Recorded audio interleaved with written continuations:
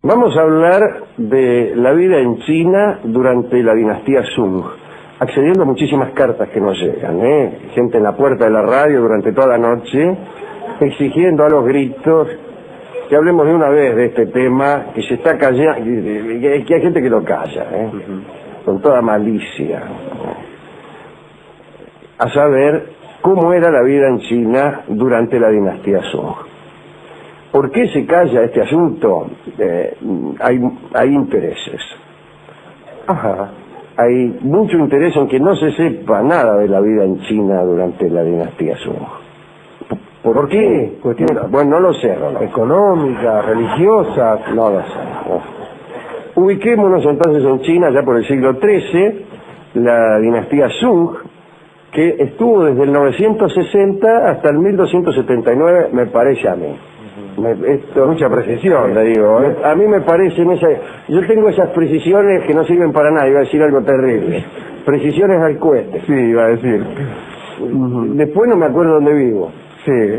Pero había los Sung del norte y los Sung del sur. No importa, vamos a relatar algunas costumbres del Imperio del Sur. La capital de aquel imperio era Hanzhou. Mi acento chino es más bien del norte que del sur. Hanzhou, o Hanzhou también. No todos los habitantes de aquel lugar tenían la suerte de poseer una vivienda, tal como ocurre ahora. Hanzhou era una ciudad muy poblada y, como hemos contado alguna vez, frecuentemente arrasada por los incendios porque había mucha gente amontonada, celdas, patios, monasterios, barcos en laguitos, acantonamientos militares, gente amontonada. Lo que no quiere decir que haya incendios. Lo que provocaba los incendios no era el amontonamiento de gente. La gente más bien no agarra fuego con facilidad. En cambio la madera sí, claro. La casa de madera o de caña de bambú, le digo, le agarran fuego enseguida, pero un gordo no le agarra fuego. Hay que avivarlo mucho. ¿Por qué dice acá que había incendio porque la gente estaba amontonada? No, porque las casas estaban amontonadas. La gente amontonada. Bueno. La gente del pueblo que había conseguido una casa era poca y además en las casas también vivían amontonados. O sea, 5 o 6 en la misma pieza. Poco se podía hacer contra la muchedumbre, contra ese amontonamiento. Había construcciones de varios pisos, estamos hablando del siglo XIII, pero generalmente hechas de varas de madera, de cuerdas anudadas, de estera. La estera, ¿se acuerda? Ya no hay más esteras. ¿Cómo era aquel verso que decía? ¿Te acordás de aquella estera que en verano daba sombra? Y aquella bolsa arpillera tirada ante la catrera como si fuera una alfombra. Y pensar que de hace rato vos fuiste para este ñato como el sol para la ropa. Pero, ¿qué hacemos con el retrato si la mina está en Europa? Bueno, discúlpeme, usted no me venga con versos de Contursi cuando estoy hablando de la China clásica. Discúlpeme, mete en tema, no lo distraiga. El caso, calculen ustedes, casas de varas de madera, de cuerdas anudadas, de estera, de estacas de bambú, de papel pintado, eso agarra fuego enseguida. En Hanzhou vivían más de 1 millón de personas en el año 1270. Para alimentar a tanta gente se necesitaban, por ejemplo, 200 toneladas de arroz por día. Marco Polo la definió como mayor que cualquier otra en el mundo, y era verdad en aquel entonces, ¿no? Mayor en tamaño, desde luego. La ciudad era de forma irregular, las murallas estaban perforadas por 13 puertas, también irregulares, quiero decir que no estaban muy bien medidas. El Palacio Imperial parece que estaba en el barrio sur, acá en San Telmo. En el centro, en cambio, había un mercado de chanchos. Los artículos amontonados por todas partes afeaban la ciudad y las actividades comerciales incontroladas le daban un aire caótico a la ciudad de Hanzhou. Todos los edificios eran rectangulares. En realidad debo objetar al redactor diciendo que serían prismas rectangulares, ya que si los edificios fueran rectángulos estaríamos ante la presencia de una ciudad de 2 dimensiones, lo cual es un poco raro. Sin embargo, se iban amontonando estos prismas y hacían las casas como los tanos de casero. Primero hacían un prisma, ¿no? Que era una pieza, y después cuando pelechaban construían otro al lado. Ajá. Y otro, y otro, y otro. Para que llegaran los hijos. Sí, así, bueno, así se progresa en Casero. Ajá. O se progresa, ahora no sé, pero así. Y en China también. Ajá. En dos lugares se progresa así. En la China del siglo XIII y en Caseros. Señal innegable de que Casero fue descubierto primero por los chinos. Y es muy probable que hayan estado allí. Durante la construcción, el techo era aquello a lo que más tiempo se le dedicaba. Se lo empezaba a construir lo más pronto posible. De todos modos, no podés empezar por el techo, pero en cuantito estaban los pilares, ya le ponían el techo. Siempre a dos aguas, descansaban sobre una combinación de vigas y troneras que en los edificios más hermosos parecían sostenidos en el aire, y lo más feo, parecían una chapacín, y eran una chapacín. Los viejos constructores sostenían, por distintas razones, que los extremos de los techos debían ser ligeramente curvados hacia arriba, como vemos ahora, ¿no es cierto?, en los grabados chinos de las tintorerías, de los almanaques de las tintorerías. Eso era para estar en armonía con los árboles cercanos y con las curvas caprichosas de las colinas de la ciudad. Yo no he visto nunca una colina curvada hacia arriba. Más bien al revés, ¿no? No, pero no importa.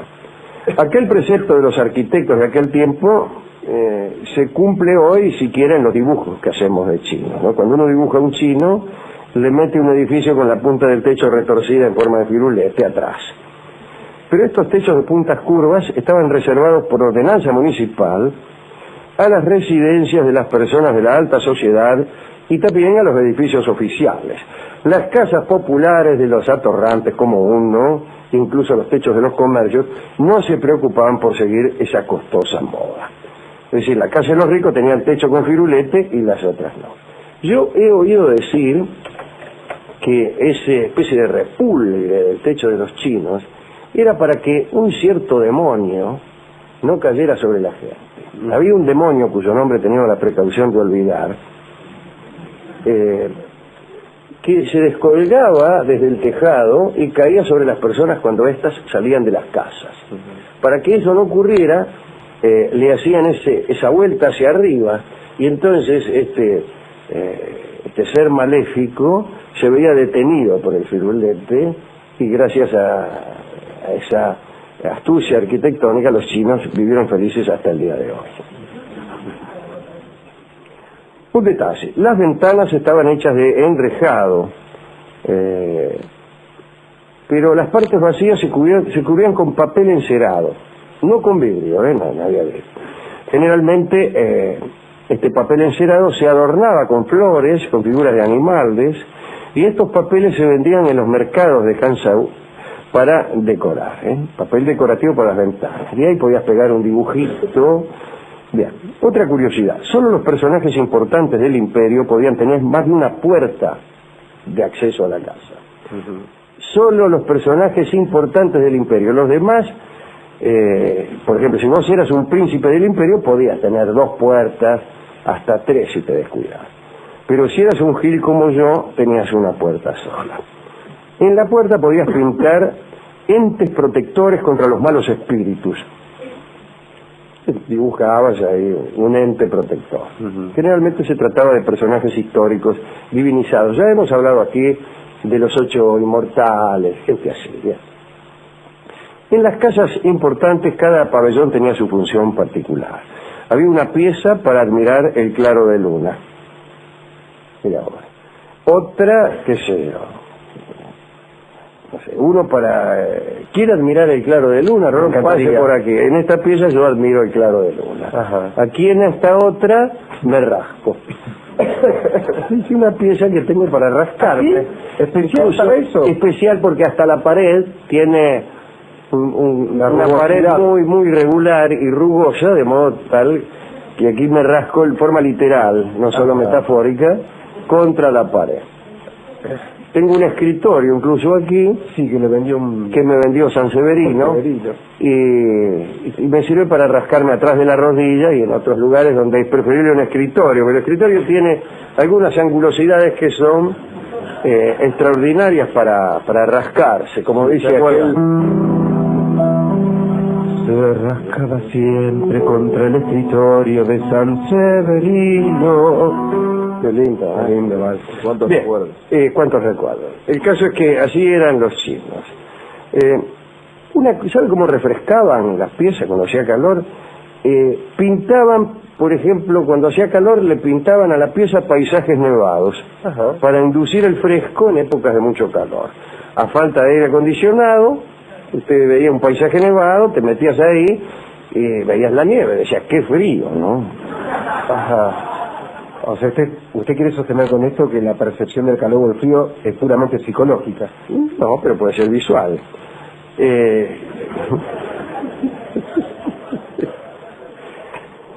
En cambio, en el invierno tenían pabellones con otros dibujos de naturaleza ígnea, probablemente, no sé, fotos de dragones echando fuego por la boca, inducían el calor, chorizos ardiendo, ahí, parrillas. Parrillada.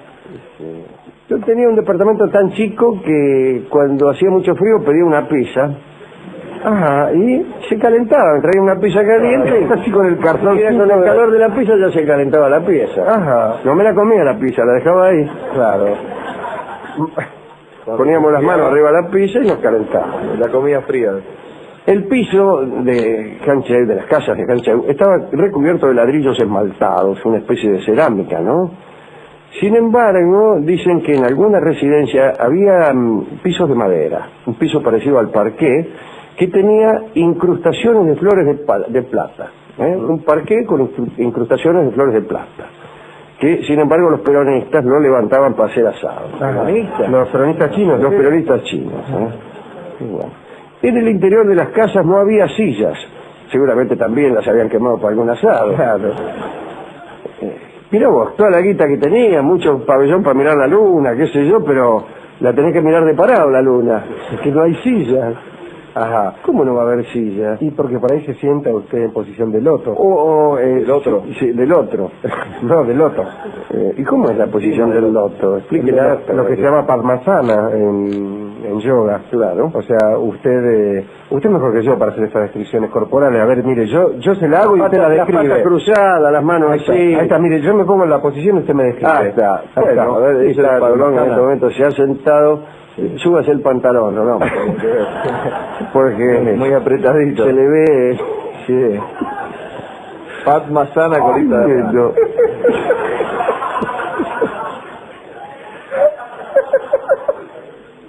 Acá dice que las sillas no llegaron a la China hasta el año 1500. Así que la gente estaba sentada en el aire. Estaban esperando. Por suerte tampoco habían llegado las mesas, porque imagínense si no, la gente sentada en el suelo y tanteando los platos. Alcanzaba la pista. No, mesas sí había, lo que no había eran camas, porque las camas estaban reservadas solo al emperador. El único que apolillaba en una cama era el emperador, los demás en el suelo. Los jardines y los estanques eran tan importantes como las viviendas.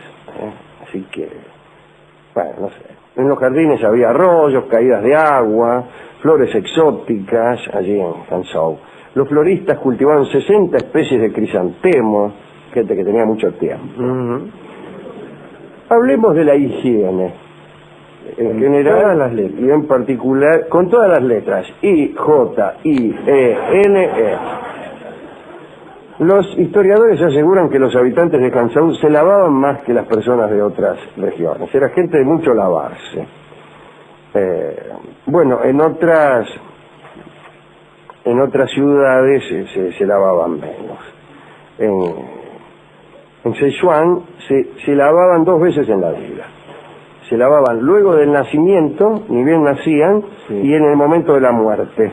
Estas eran las lavaciones obligatorias. O sea que se bañaban 2 veces en la vida y cuando no era necesaria ninguna de las dos, le diré, porque en una recién nacida que no tenías tiempo de haberte ensuciado, y en la otra para que te ibas a bañar si ya te morías. Y no salías. Hanzhou era una ciudad limpia, estaba edificada sobre una red de canales unidos al lago occidental, de allí sacaban el agua para tomar y para regar, ¿no? Una vez al año, como en Venecia, se hacía una limpieza general de los canales, aunque también había un servicio diario de recolección de basura.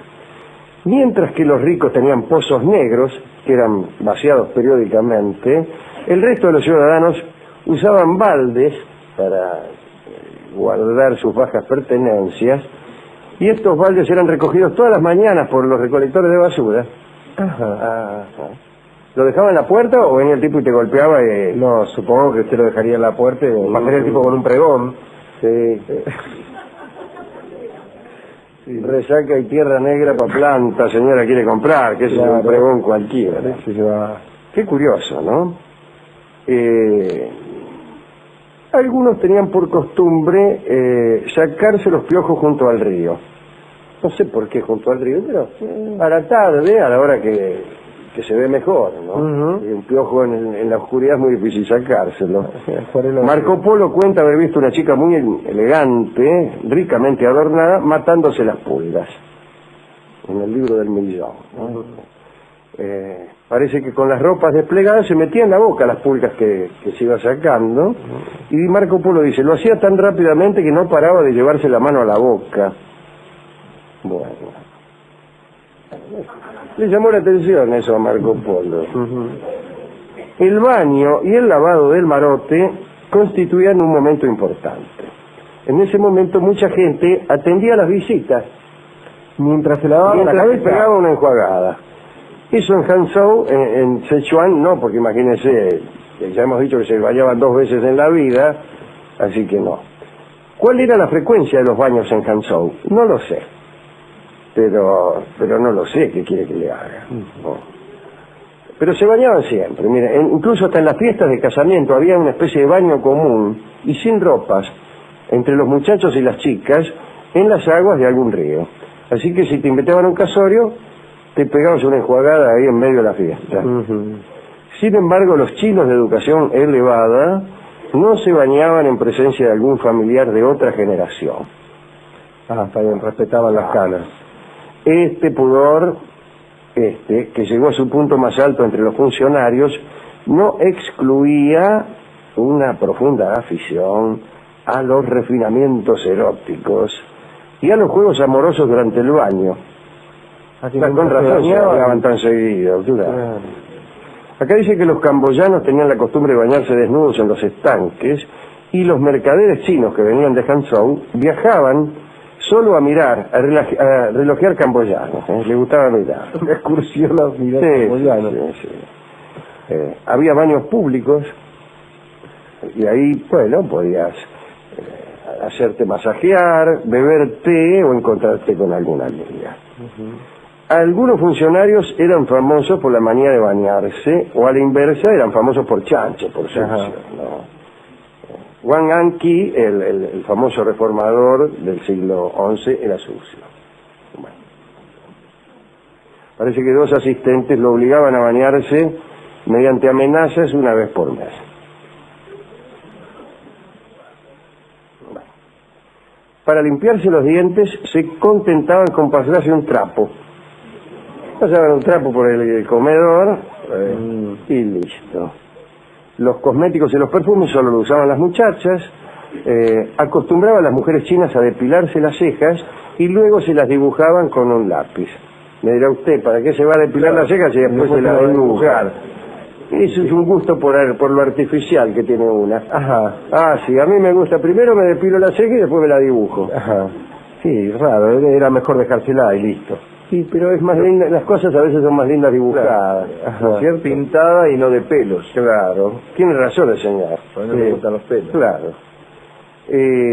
Bueno, esta ha sido una visita guiada a aquella enorme ciudad de Hangzhou, donde vivían 1 millón de chinos allá en 1270. Mucho borracho había en esa ciudad, había algo parecido a la policía, y sus principales enemigos eran los borrachos. Parece que la gente por ahí bebía mucho y salía a jorobar, a falta de otra diversión, salía por ahí. Y se caían mucho en los canales. Imagínense, una ciudad con muchos canales y muchos borrachos. ¿Qué sucede ante la interacción de un borracho y un canal? La caída del borracho en el agua.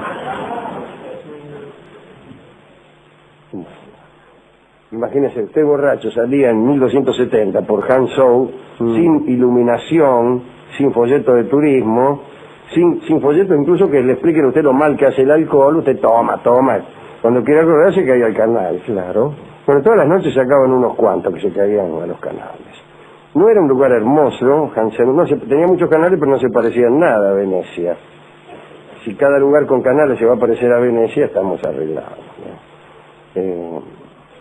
Pero eres el primer ejemplo en la historia de una ciudad con problemas de gran metrópoli. El hacinamiento, problemas sanitarios gravísimos, problemas de vivienda, problemas de gente que anda por ahí y no sabemos qué hacer con ella. ¿A quién podemos dedicar esto?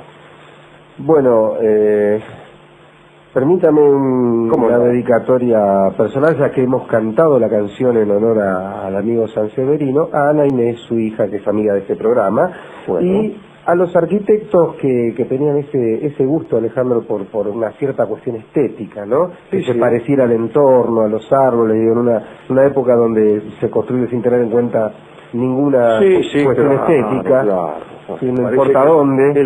No hay derecho a la belleza, hay derecho a cualquier cosa, pero a la belleza no. Por eso, a los que gustan de la belleza, entonces. Bueno, ¿con qué podríamos, me he preguntado durante toda la tarde, amueblar musicalmente este relato, esta charla? Y me parece que está bien el tango de Roberto Grela, que se llama Callejón, ya que seguramente habría muchos callejones, casi no había otra cosa, los callejones, en aquella ciudad. Vamos a escuchar la versión de otro gran guitarrista, Juanjo Domínguez, amigo de este programa, de este tango de don Roberto Grela, Callejón. Así que, Juanjo, tóquese Callejón en honor a los chinos de Hangzhou. Adelante.